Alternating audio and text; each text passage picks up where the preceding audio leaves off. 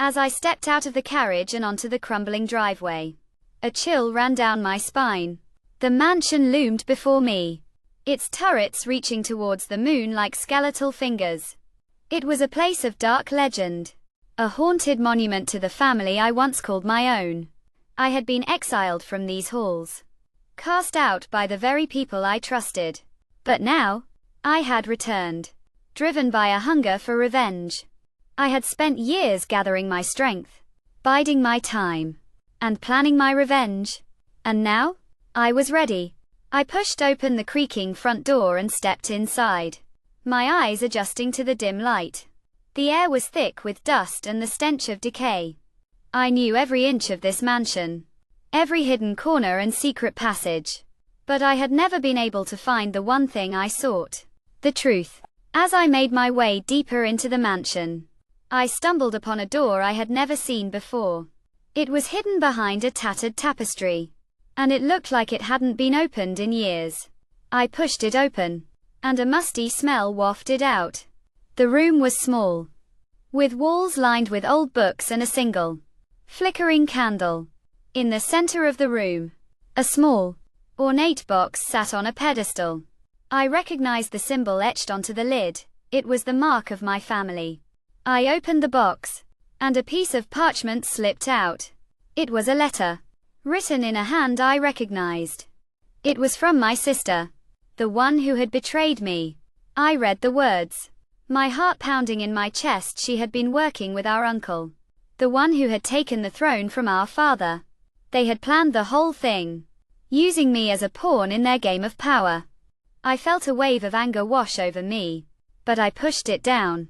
I had to keep my wits about me if I was going to uncover the truth. I read on, my eyes scanning the page, and then, I saw it.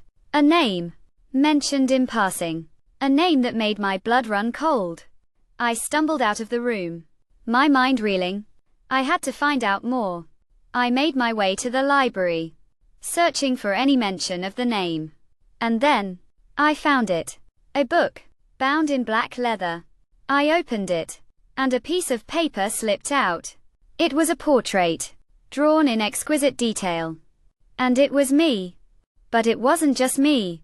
It was my twin. The one I had never known existed. The one who had been raised in secret, trained to take my place. I felt like I had been punched in the gut. My whole identity, my whole sense of self, was a lie. I stumbled out of the library, my mind reeling. I had to find my twin, to confront them. And then, I saw them, standing in the hallway, looking at me with a mixture of fear and recognition. We stared at each other, the tension between us palpable. And then, my twin spoke. I didn't know, they said, their voice barely above a whisper. I was raised to believe I was the true heir.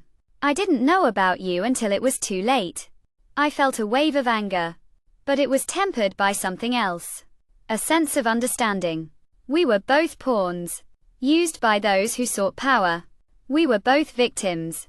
I want to know the truth, I said, my voice firm. I want to know what really happened. My twin nodded, and together, we made our way to the throne room. Our uncle was waiting for us, a smug look on his face. But as we confronted him, I realized that the truth was more complicated than I had ever imagined. Our uncle had been manipulated, used by a greater power, and that power was still out there, waiting to strike. I looked at my twin, and I saw a glimmer of understanding. We were rivals. Yes, but we were also allies. We had a common enemy, one that threatened us both. And so, we formed an uneasy truce. We would work together to uncover the truth and bring down our common enemy. As we left the mansion, I felt a sense of unease. The truth was still out there, waiting to be uncovered. But I was no longer alone. I had a partner, a rival, and a friend, and together, we would face whatever lay ahead.